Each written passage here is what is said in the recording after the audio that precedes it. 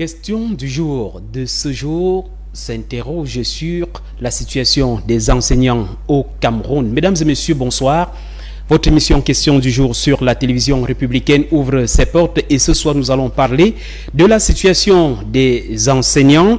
Au Cameroun, les syndicats d'enseignants ont donc adressé il y a quelques jours seulement un préavis de grève au Premier ministre pour exiger la satisfaction de leurs revendications avant le 21 avril prochain, date du démarrage du troisième trimestre. Une situation qui a justement interpellé les dirigeants de ce secteur. J'allais parler de l'enseignement supérieur, des enseignements secondaires et autres secteurs de l'éducation qui n'a pas laissé le patron, le père de la nation, comme on aime bien l'appeler, le président de la République, indifférent, qui a recommandé ipso facto une rencontre entre les membres du gouvernement qui dirige ces départements ministériels, entendez l'enseignement supérieur secondaire, le secteur de la fonction, le ministère de la fonction publique et bien d'autres qui étaient en concertation hier avec les responsables de ces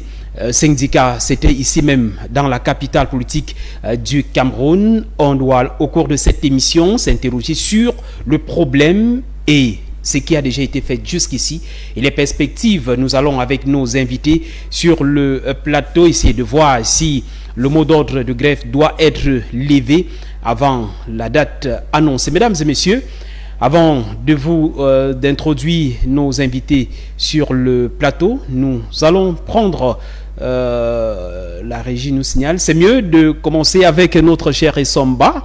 Il est responsable du syndicat, d'un syndicat sur le plan national et international. Bon après-midi et bienvenue sur le plateau. Bonsoir Merlin et bonsoir aux millions de téléspectateurs de CAM10. Merci de m'avoir convié à ce banquet de questions du jour. J'espère que la question du jour sera à la hauteur d'apporter des éclaircies, d'éclairer la lanterne des millions de téléspectateurs, surtout de dire exactement qu'est-ce qui ne va pas, pourquoi jusque-là les mots d'ordre de grève continuent à être servis. Je sais que les Camerounais sont un peu agacés de constater qu'à chaque fois, c'est toujours les préavis de mots d'ordre de grève. Alors, je pense que nous allons apporter des réponses et justement éclairer surtout le peuple camerounais qui nous écoute. Il faut dire qu'au-delà, vous êtes secrétaire régional du syndicat des enseignants du Cameroun. Effectivement, je suis le secrétaire régional du CK, entendu syndicat des enseignants du Cameroun pour l'Afrique. Et ça fait un bon bout que je suis là et on essaye de coordonner en 2023. Je pense qu'avec le mouvement OTS, on a essayé de pousser, on a poussé. Bon, que le résultat n'a pas été celui qu'on aurait souhaité et c'est la raison pour laquelle on se retrouve encore là. On est justement avec vous cet après-midi pour épiloguer sur la question du jour qui s'interroge grève des enseignants. Comment sortir de l'impasse? J'allais d'abord vous poser cette question. Quel est votre rôle, le rôle du syndicat des enseignants au Cameroun pour l'Afrique? Quel est le rôle? Le rôle est tout naturel. Je pense que je dois avouer que hier, nous étions beaucoup plus regroupés au sein du COREC, entendu collectif des organisations des enseignants du Cameroun. Quel est notre rôle? En m'appuyant sur la loi de l'orientation scolaire de 1998, il est dit que l'éducation est une priorité nationale. Ce n'est pas nous qui avons écrit cela. Mais rendu à ce jour, on a le sentiment que ça a été juste une théorie, quelque chose qui reste juste dans les écritures. Et les syndicats, nous avons donc décidé de rendre cela effectif. C'est-à-dire que notre rôle donc désormais, nous avons pris sur nous d'être les gardiens du système éducatif. Qu'est-ce que je mets dans gardien? C'est-à-dire, nous voulons une éducation de qualité et pour tous. Alors, vous qui êtes sur le terrain au quotidien, vous avez le sentiment de ce que le système éducatif connaît des améliorations avec les années qui passent? Des améliorations? Mais j'ai failli dire que vous blaguez. Les améliorations, non, au contraire. On a le sentiment que le système éducatif, au contraire, est en train d'aller vers sa déchéance. Et pourquoi? Je veux prendre juste un petit cas pour illustrer. Et chacun, ceux qui nous suivent, chacun peut faire le constat et vérifier ce que je veux dire. Notre génération et la génération et ceux qui nous suivent maintenant, je vous assure, simplement en termes de la formation et en termes même de l'offre, nous autres, quand nous étions en terminale, nous étions capables de beaucoup de choses. Moi, je suis dans les salles de classe, je vous assure que vous aurez du mal à reconnaître un élève de terminale qui est capable de vous produire simplement une lettre officielle. Je ne peux pas trahir quelque chose ici. Peut-être vous allez aussi dire que la faute revient aux enseignants. Mais ce n'est pas tellement la faute des enseignants, parce que si on se met à éplucher ici les causes, je pense que les 1 heure de l'émission seront nécessairement insuffisantes. J'allais justement vous poser cette question. À qui la faute? Justement, la faute, si nous, jusque-là, nous continuons à faire grève, ce n'est pas seulement et uniquement pour des questions pécuniaires.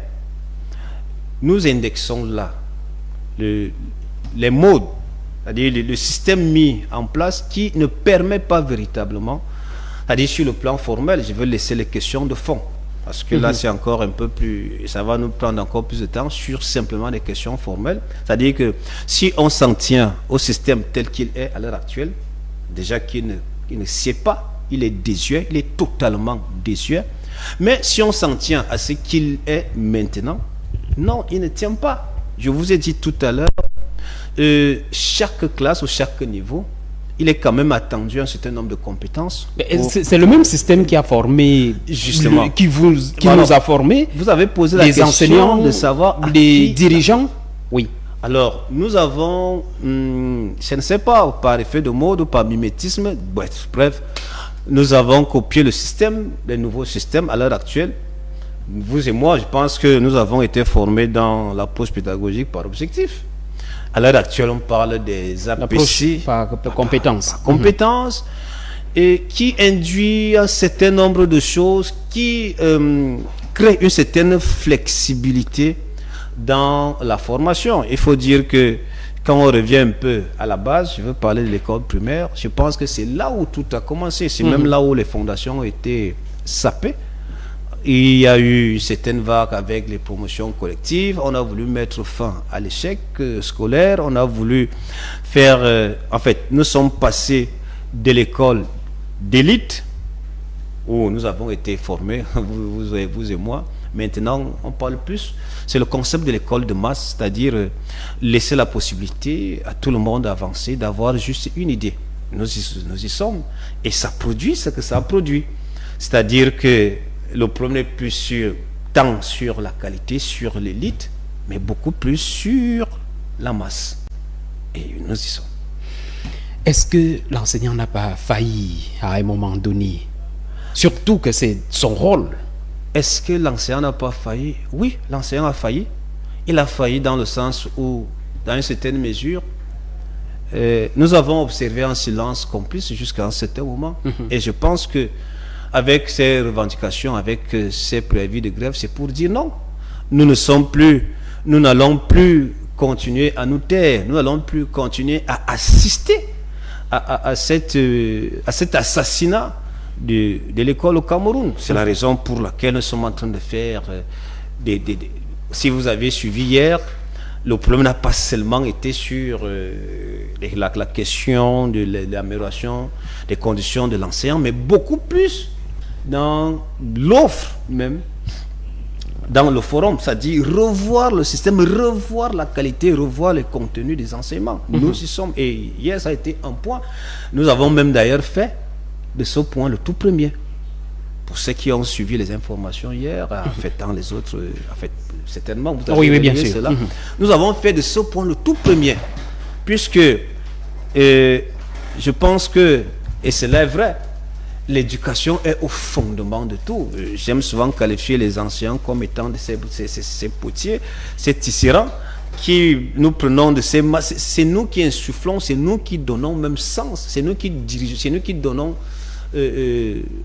à la société l'orientation qu'il faut. C'est l'une des raisons pour lesquelles les regards sont tournés vers vous lorsqu'il y a échec, avec aussi ces mentalités, ces comportements parfois rétrogrades de certains élèves dans certains établissements scolaires, où les élèves parfois vont à l'encontre des principes du règlement intérieur violente. Même certains enseignants, on est tenté de penser à un moment donné que l'enseignant aussi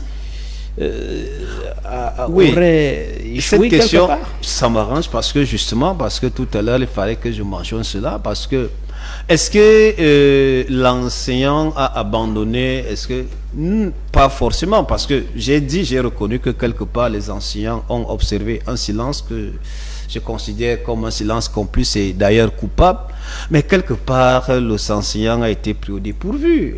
L'enseignant quelque part on dit souvent une femme ne peut donner que ce qu'elle a, et l'enseignant s'est retrouvé dans une situation où il ne peut donner que ce qu'il a. C'est un peu un principe philosophique, si vous me permettez, en philosophie, en logique. On parle du principe de la non-contradiction, c'est-à-dire que une chose ne peut pas être ce qu'elle est et être en même temps son contraire. Alors on a dépouillé l'enseignant de toutes ses capacités, de tout son pouvoir, qu'aujourd'hui, qu'est-ce que l'enseignant représente?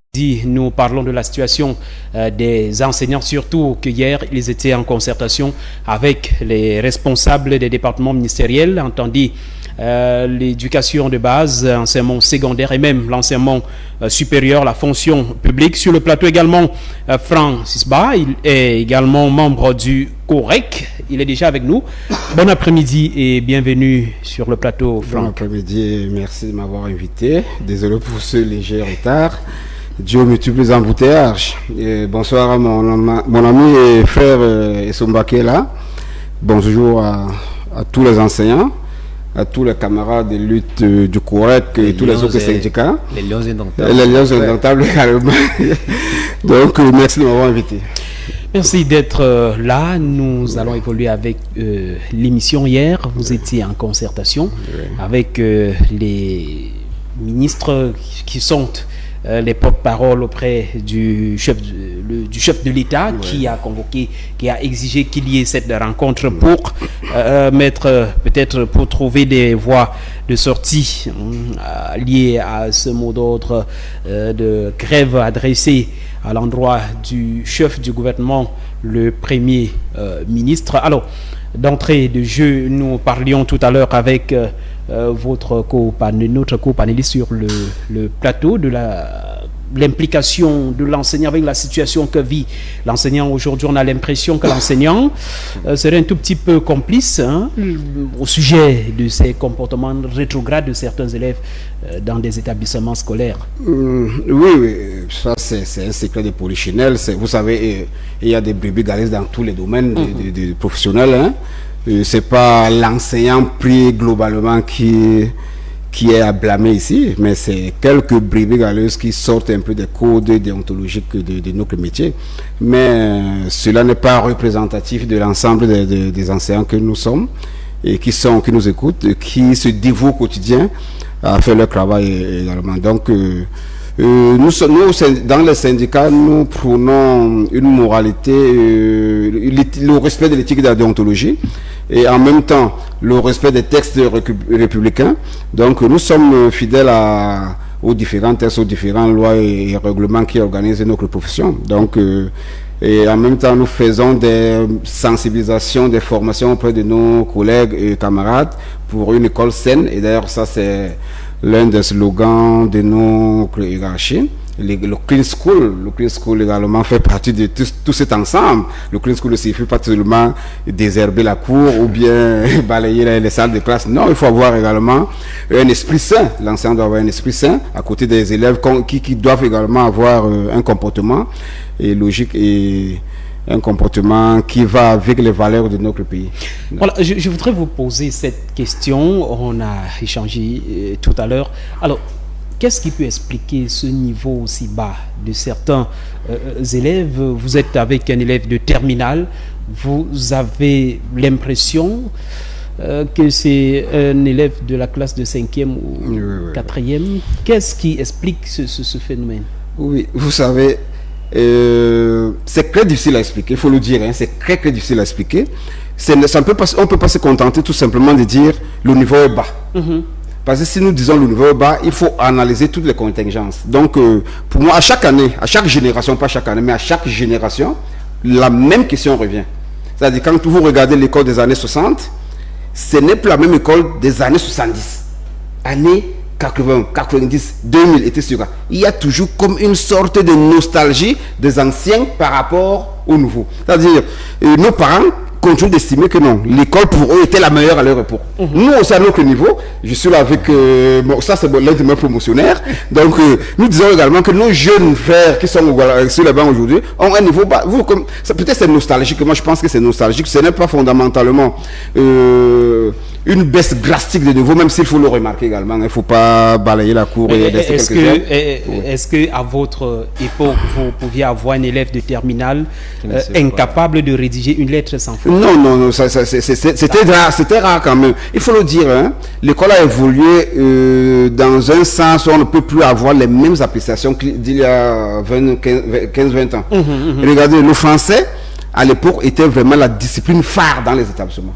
C'était la discipline, c'est-à-dire que il fallait parler français pour reconnaître l'intellectuel. On parlait des notes éliminatoires lorsque vous étiez en ça. Effectivement, tout ça ancré dans cet environnement éducatif. Mais aujourd'hui, vous allez voir, il y a des petites spécialisations qui ancrent dans notre système éducatif. C'est-à-dire que vous n'avez pas de mal. Un élève de terminale C, moi, nous encadrons tous les jours, qui va vous dire, il n'est pas très obligé d'être très fort en français. Vous voyez un peu? Bon, peut-être c'est à tort ou à raison, hein, mais lui, il estime que non, il va faire les mathématiques à l'université, il va faire l'informatique à l'université, il va faire tout autre chose que le français et l'anglais. Vous voyez un peu? Donc, voilà pourquoi on estime que non, le français, pour moi, un élève qui ne s'exprime pas très bien en français n'est pas forcément un élève à un niveau bas.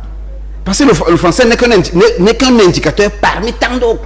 C'est une discipline, même si c'est une langue maternelle, entre guillemets, qu'on peut dire que c'est une langue maternelle, mais l'intellectuel aujourd'hui ne peut pas être mesuré à sa simple expression de la langue française ou bien de la langue anglaise. Parce que celui qui parle très bien Fufulde, c'est également un intellectuel en langue Fufulde.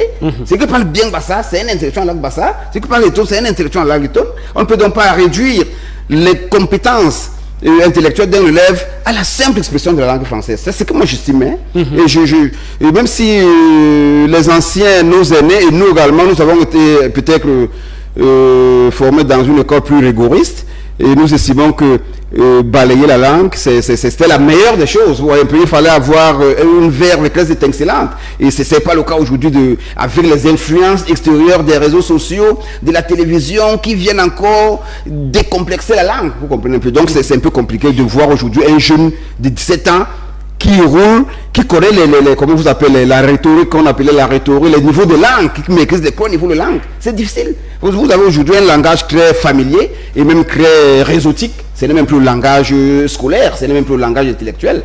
Donc, ça ancre, toutes ces choses ancrent dans cette considération. Moi, je pense que c'est une considération de baisse de niveau. Mais nous avons des bons scientifiques à l'école aujourd'hui. C'est-à-dire, vous avez les gars. Il faut le reconnaître. Voilà, il y a des bons scientifiques et c'est ce que nous voulons. C'est-à-dire, il y a des bons scientifiques, les gars, qui résolvent des équations, qui codent, et c'est ce que nous voulons. Donc, on ne peut plus réduire notre école aujourd'hui à la simple expression de la langue française. Malheureusement, il n'est pas encore sur le plateau. Sa Majesté Patrick Ondondong, il est le président des parents d'élèves du Cameroun. Nous devrions poser cette question. Ben, on ne peut pas quand même passer.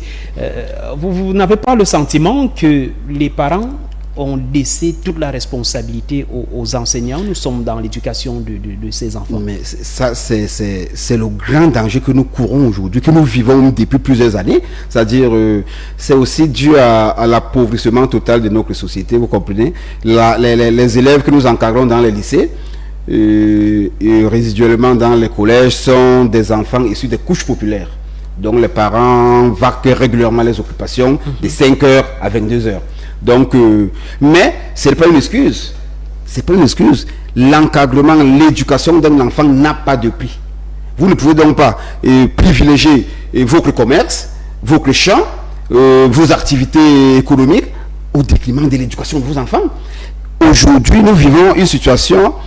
Je vais vous raconter une anecdote. À une époque, j'enseignais dans un lycée à Yaoundé. J'avais une jeune élève de 6e qui avait des problèmes de vue. Elle était assise au milieu de la salle. Vous comprenez, vous regardez un peu nos salles de classe dans les lycées, c'est des 100, 120 élèves.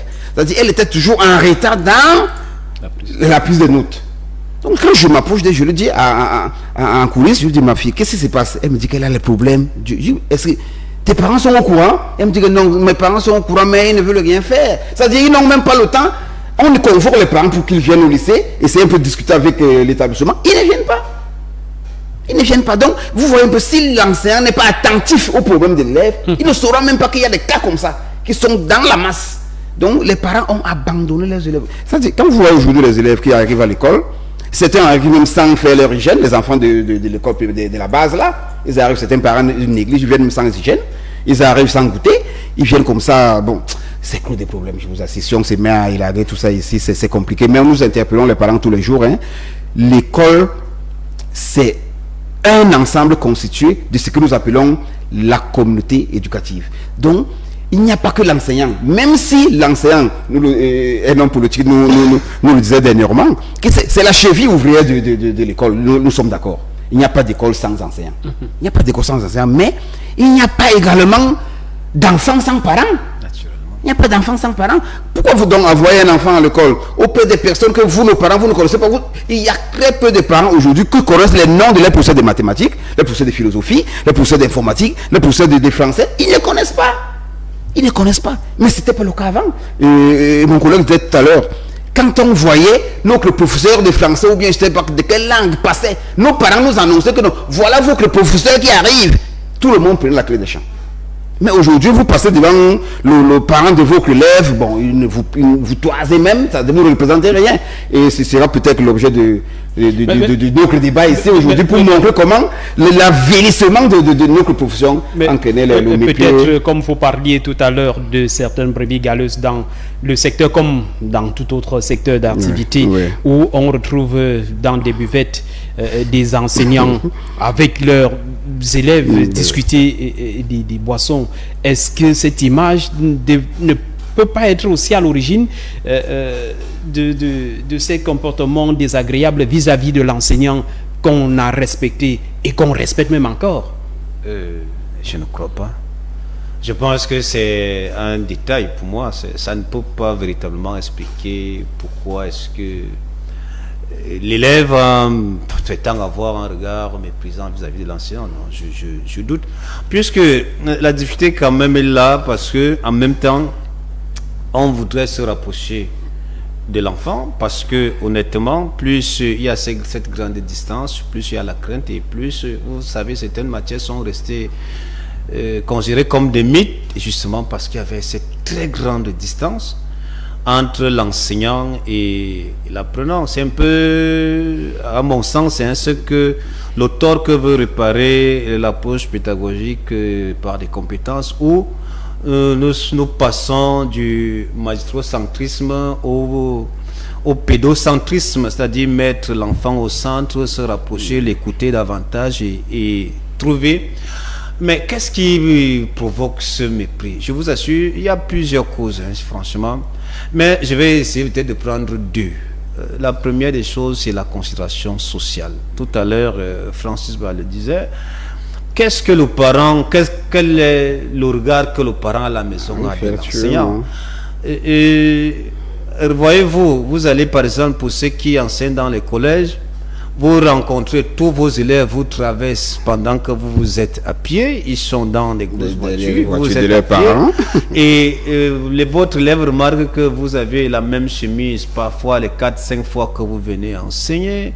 Lui-même commence à comprendre que mais ce type ne vaut pas grand-chose là. Ce qu'il raconte là et par rapport à l'image qu'il offre quand même, il y a quand même il y a cette dichotomie, et lui-même commence à douter de vous et se rend même compte que quand il vous approche, il se rend compte que vous êtes vulnérable et que de temps en temps, s'il essaie même de vous proposer quelque chose, vous ne manqueriez pas de... C'est comme du pain béni. C'est vrai, il faut que l'enseignant résiste à tout ça, mais ce sont des fragilités. C'est-à-dire que ce sont des fissures qui rendent l'enseignant vulnérable.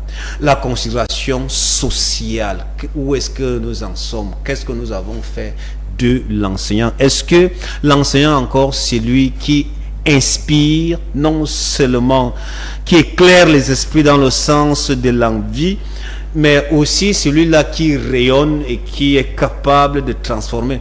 Je doute de plus en plus, ils sont très peu nombreux, et plus grave encore, il faut encore souligner que il y a encore deux types d'enseignants, que peut-être que nous allons souligner tout à l'heure. Si nous qui avons les matricules, nous nous plaignons, mais rendez-vous compte de ce que nous avons appelé hier les travailleurs, des parents qui sont dans nos lycées et collèges. Mais c'est très grave. Qu'est-ce que vous voulez que l'élève pense de l'enseignant si derrière ça, c'est lui qui dit au suivant, peut-être qui essaie un peu de bricoler pour avoir quelques répétitions et lui donne de temps en temps un 2000 pour que bon demain là qu'il trouve de quoi faire le riz sauté. Vous pensez quel respect que cet ancien aura? Donc ça c'est d'un.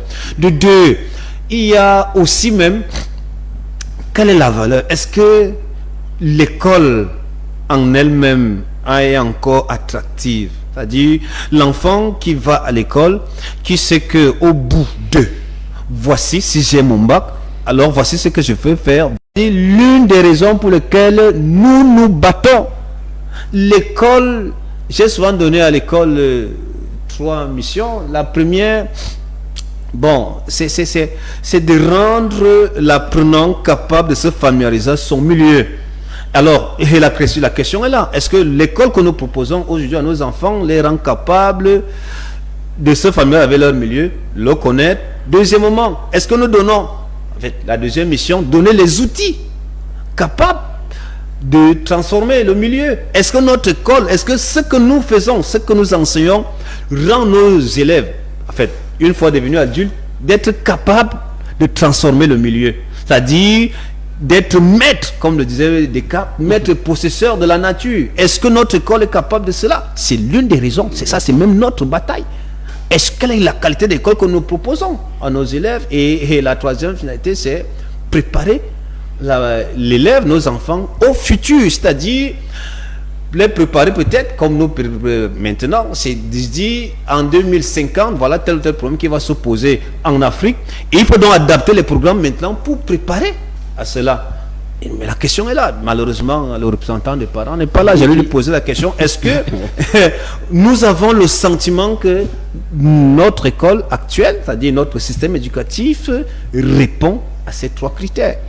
Les syndicats d'enseignants ont donc adressé un préavis de grève au Premier ministre. Avec vous, qu'est-ce le problème? C'est quoi le problème?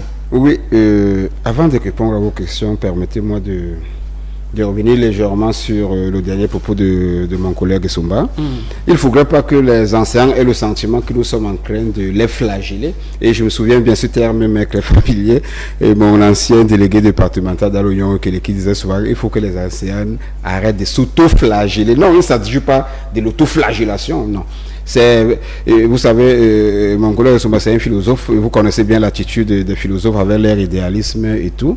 Donc, nous sommes les enseignants, au-delà de le mal-être qui les caractérise aujourd'hui, ils vivent quand même. Ils vivent. Ils ne sont pas les derniers de la classe, ils ne sont pas les derniers de la société. Nous, la jeune génération, d'enseignants, nous essayons un peu de sortir de ces sentiers battus qui ont toujours voulu voir l'enseignant avec un regard un peu de dédain, de mépris. Non, non, nous sortons de là. Ok, pour revenir donc à votre question, oui, le préavis de grève qui a été déposé il y a quelques jours au Premier ministère n'est que la suite, ou bien n'est que la conséquence de la levée, la suspension du mot d'ordre que nous avons fait le 8 janvier 2024, me semble-t-il, si je ne me trompe pas. Donc, il vous souvient que la dernière grève dite OTS2 avait suspendu le mouvement le 8 janvier 2024. Ce n'était pas parce que les enseignants avaient été satisfaits totalement, non. C'est juste parce que le chef de l'État avait appelé au dialogue. Et en tant que président de la République, nous avons suivi la voie du chef de l'État. Et surtout, quand il appelait le gouvernement à continuer le dialogue avec les organisations syndicales reconnues. Donc, et même dernièrement, le 31 décembre, le chef de l'État a martelé le même propos. Donc, mais nous constatons depuis cette suspension, ça fait 14 mois, 15 mois aujourd'hui que les syndicats ont suspendu le mot d'ordre de grève. Il n'y a jamais eu de dialogue. Le dernier dialogue, c'est celui que vous avez vécu hier, là. Et parce qu'il intervient d'ailleurs consécutivement à ce mot d'ordre de grève, ce n'est pas une volonté manifeste que nous estimons que ce n'est pas une volonté de bonne foi du gouvernement de nous appeler au dialogue un 26 mars comme ça, et puis non. Parce que quand on a lu quand même les points à l'ordre du jour, on s'est rendu compte que ils sont à côté de nos revendications. Ils sont très loin à côté de nos revendications, parce que notre préavis de grève est clair. Elle a été formulée autour de 6 points. L'organisation du Forum national de l'éducation, l'étude l'adoption du statut particulier spécial, pardon. Nous avons la situation de nos collègues du privé. Il faut que nos collègues du privé, ces syndicalistes, c'est un appel. Il ne faut pas qu'ils pensent que parce que nous sommes dans le privé, on ne doit pas appartenir à un syndicat. Non, nous appelons à ce syndicat également parce que ils ont plus de problèmes que nous. Nous avons donc mis ce point parce que il n'y a pas un cadre légal aujourd'hui qui organise les collègues du privé. Il n'y a pas une convention collective. Vous vous souvenez que... Mais écoutez, il y a des collègues, les établissements ici à Yaoundé qui payent encore 500 francs de l'heure. 600 francs, 700 francs de l'heure. C'est-à-dire, même si vous travaillez 8 heures par jour, vous n'aurez jamais 100 000 francs à la fin du mois. Vous n'aurez jamais 100 000. Si vous travaillez 8 heures par jour, c'est-à-dire de 7h30 à 15h30, vous n'aurez jamais 100 000 francs. Donc, il faut qu'on organise ce cadre-là également. Il y a les travailleurs des parents.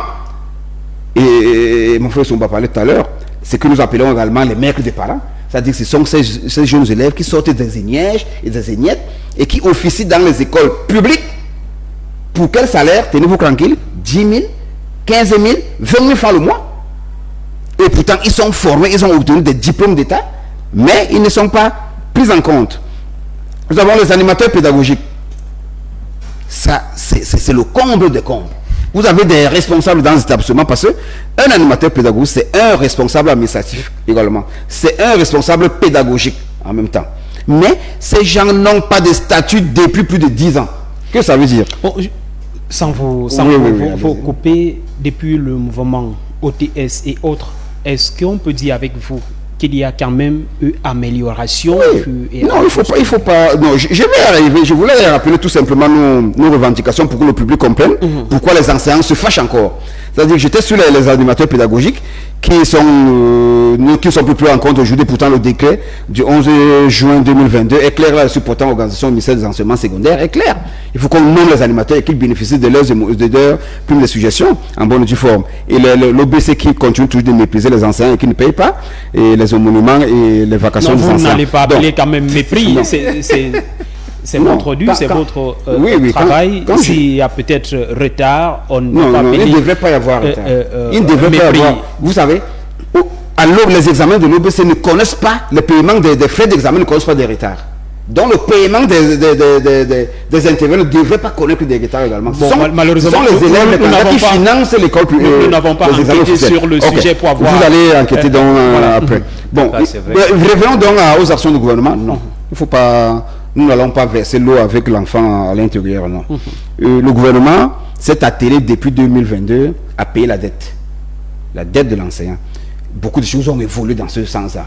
C'est-à-dire les non-logements ont été payés, les primes diverses ont été payées, les rappels d'un tiers, 2 tiers ont été payés, les rappels des avancements sont en train d'être payés encore. Donc nous pouvons dire que le calendrier n'a pas été respecté, mais les paiements se poursuivent quand même. On ne peut pas dire que non, le gouvernement n'a rien fait. Mais ce n'est pas la seule revendication, parce que le gouvernement est en train de concentrer les revendications des enseignants sur le seul prisme de finances. Pourtant, il y a bien d'autres revendications, d'autres points. Il y a d'autres points plus importants que le paiement de la dette.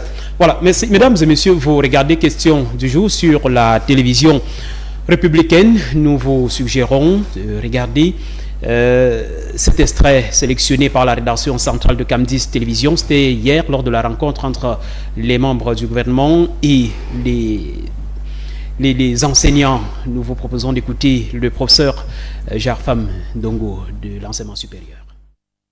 Au départ, il y avait 2 positions antithétiques, quasiment, et à la fin, nous avons pu trouver une synthèse pour calmer le jeu et répondre également aux desiderata des syndicalistes. Ce sont des syndicalistes qui ont une base. Et nous avons tenu compte de cette base. Ils ont également tenu compte de nos contraintes, les contraintes gouvernementales. L'important, c'est que nous avons pu trouver un terrain d'entente. Et lui-même pourra peut-être donner des précisions sur la suite. Mais globalement, c'est satisfaisant. On a présenté ce que le gouvernement a déjà fait, ce qu'il fait et ce qu'il fera. Et je crois que les choses se terminent relativement bien. Mais vous savez, dans la vie, rien n'est jamais facile. C'est un combat permanent. Et nous allons continuer le combat en sachant que nous sommes ensemble. Il y a eu beaucoup de malentendus qui ont été levés par le dialogue. Et donc, nous sommes heureux de cette initiative, c'est-à-dire la convocation d'un dialogue constructif. Nous pensons que ceci augure des lendemains meilleurs pour, on va dire, le partenariat entre les syndicats et le gouvernement. Nous pouvons dire qu'il y a eu une légère avancée parce que déjà la proposition d'ordre du jour, qui était un point clé pour nous, a été respectée d'après la proposition du COREC. C'est-à-dire que le statut spécial et le Forum national d'éducation ont été les premiers points qui étaient à l'ordre du jour. Merci. Vous avez avec nous regardé vos collègues et justement le ministre de l'enseignement supérieur. Vous parliez de certains points qui devraient être également évoqués lors de cette rencontre. Oui, je vais d'abord reconnaître qu'il y a eu des avancées, dans le sens où, premièrement, le premier communiqué parlait de l'amphi 200 de l'école polytechnique, et le COREC, c'est-à-dire le syndicat dans le collectif des organisations des enseignants du Cameroun, nous avons réagi par un communiqué, et ça fait qu'à notre grande surprise, quand nous sommes arrivés, les assises n'ont plus eu lieu dans l'amphi. La deuxième chose, c'est que, comme soulignait tout à l'heure M. Samori Tenken, nous avons souhaité que l'ordre du jour soit renversé, c'est-à-dire qu'on commence par les points qui nous semblent essentiels, c'est-à-dire la tenue du Forum national d'éducation et le statut spécial. Hier, nous sommes tombés d'accord pour ne plus parler du statut spécial, mais plutôt du statut particulier. Et cela a été adopté.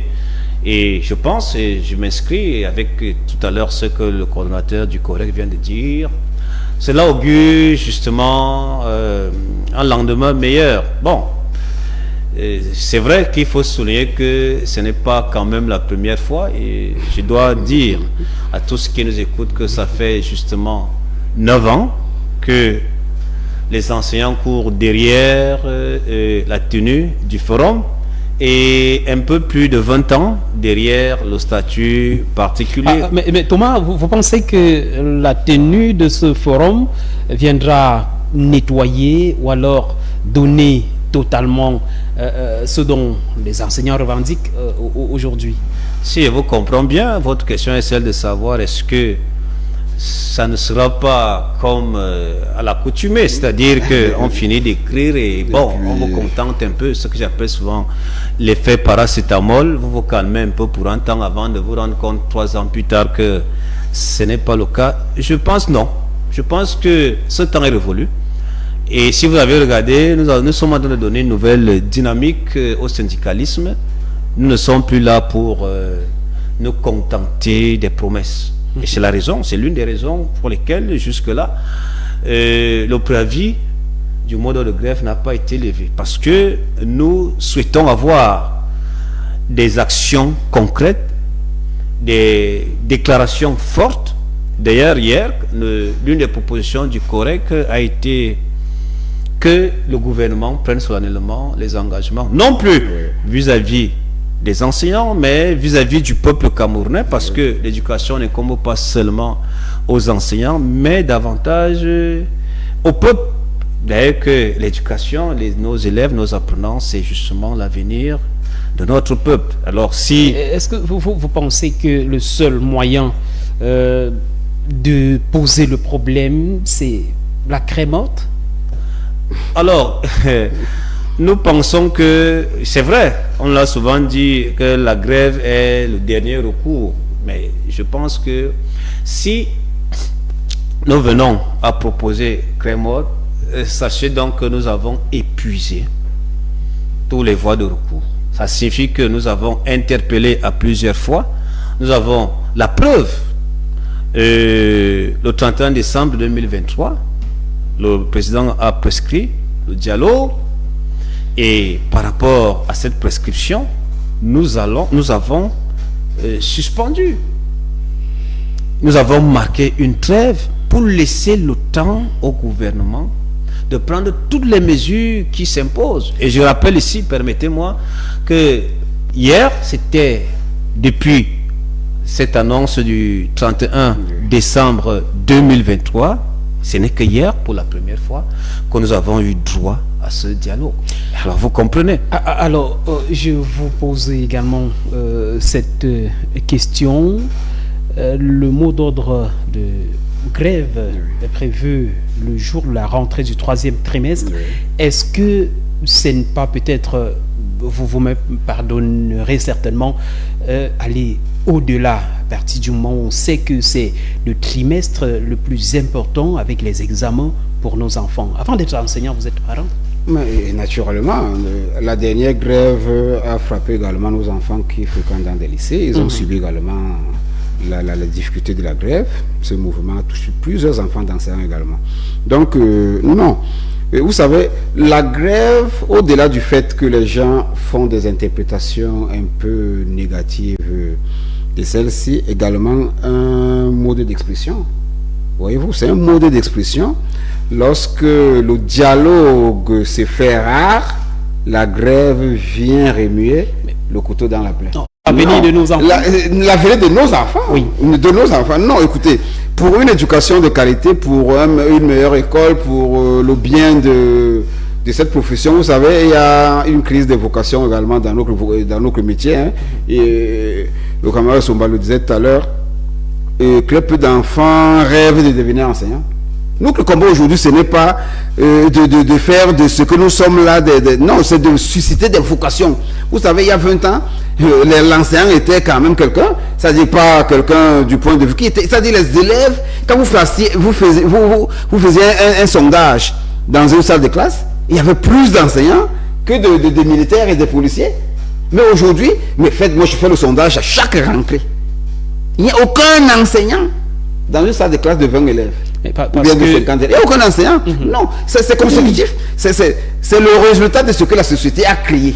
Donc, ce que nous voulons, c'est que l'éducation reprenne sa place. Et la meilleure place dans cette société. Et si le gouvernement est d'accord, le ministre d'État le disait tout à l'heure, si le gouvernement est d'accord avec ce que nous disons, alors allons-y. Allons-y. Mais qui peut s'opposer à ce que l'éducation soit au centre des préoccupations d'une nation? Personne. C'est-à-dire, notre école a besoin d'être requinquée. Et voilà pourquoi le Forum national de l'éducation viennent susciter encore des élans d'envie de faire de cette école. Il y a beaucoup de choses, il y a des programmes qu'il faut revoir, il y a il y a une réglementation qu'il faut encore remettre en place. La dernière loi d'orientation date de 27 ans. Alors, la loi d'orientation de 2018. Et il y a aussi cet aspect avant de sortir, parce que nous évoluons vers la fin de cette émission. Certains, peut-être, ce sont des ragots, parlaient d'une certaine manipulation des hommes politiques. Est-ce que vous pouvez dire aux téléspectateurs que l'enseignant reste enseignant, il n'est pas dans ses affaires? Je vous le dis en regardant cette caméra, je vous le dis. Je suis responsable, membre du bureau national du SECA, le syndicat des enseignants du Cameroun pour l'Afrique. Voilà mon camarade Somba qui est le responsable régional, le secrétaire régional du SECA. Nous le disons, nous le martelons, aucun homme politique ne peut manipuler les enseignants aujourd'hui. Aucun homme. C'est-à-dire, moi je ne vois pas quel homme politique peut me manipuler pour venir faire mes revendications. Je suis suffisamment outillé pour parler de ma profession. Je n'ai pas besoin que quelqu'un m'aide par rapport à ça. Non. Voilà. Ça, nous l'avons vécu depuis 2002. Ça, non. C'est une manipulation de la manipulation. Il faut le dire. On s'en parlera s'il fallait faire quelques propositions de sortie pour que finalement notre thématique de ce soir, greffe des enseignants, comment sortir de l'impasse, s'il fallait encore quelques propositions pour résoudre finalement ce problème. Oui, je vais juste reprendre si ceux qui ont lu le communiqué final hier du gouvernement, je pense que c'est assez clair. Nous sommes ouverts et tout à l'heure nous avons dit que nos propres enfants en pâtissent puisque nous sommes nous-mêmes parents. Ça signifie que nous avons tendu la main au gouvernement. La seule issue, c'est que le gouvernement prenne ses responsabilités avec des mesures concrètes, mesurables et palpables. Ce n'est que ça. C'est aussi simple que bonjour. Je vais dire quand même, parce que ce n'est pas un secret, puisque déjà nous l'avons dit hier, le ministre Grégoire Ouna, il a fait savoir qu'à son niveau, déjà pour le secteur privé, le 17 avril, il va signer la convention. Si tout cela est fait, mais pourquoi pas? Nous ne sommes pas là pour... Au contraire, nous avons dit que nous voulons une éducation de qualité et c'est la seule chose que nous réclamons. Francis Ba, merci d'être venu sur le plateau de questions du jour. Merci de m'avoir invité et surtout de parler de ces questions d'éducation qui nous tiennent franchement à cœur et que nous interpellons tous les acteurs de la communauté éducative à prendre soin de notre éducation. Je préfère utiliser le terme prendre soin de notre éducation. Thomas Essomba, merci encore d'être venu. Merci. Je ne partirai pas ici sans dire un mot aux parents. C'est vous qui faites l'éducation et qu'on arrête de jouer à ce jeu, de penser que c'est les enseignants qui dérangent. Je pense que si on s'associe pour améliorer l'offre éducative au Cameroun, le Cameroun se portera bien. Okay. Merci. Un dernier mot, je fais un petit coucou à mon garçon Franck Rayal qui me regarde et à ma fille Perlita qui me regarde actuellement. D'accord, vous passerez certainement voir le cas matinal qui donne la possibilité de dire bonjour à ses amis, ses enfants. Mesdames et messieurs, merci de nous avoir regardés ce soir dans le cadre de cette émission. Merci encore. Restez fidèles au programme de Cam10 Télévision. On se retrouve lundi prochain lorsqu'il sera 17h45. Prenez soin de vous et à très bientôt. Bonsoir.